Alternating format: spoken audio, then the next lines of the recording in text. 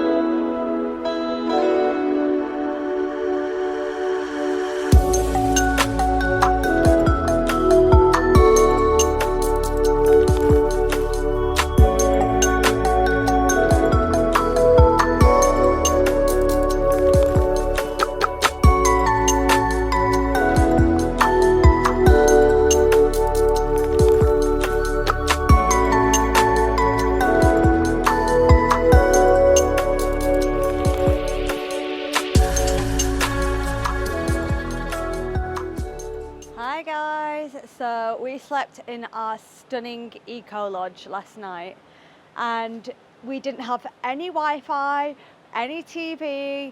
We were completely unplugged, and the lodge itself is just absolutely stunning. And then even more exciting, this morning we woke up and we fed the elephants through this little window here. It was so much fun, quite messy because elephants are quite muddy creatures, but we were just non-stop giggling the entire duration. It was fantastic and an experience that I will never ever forget.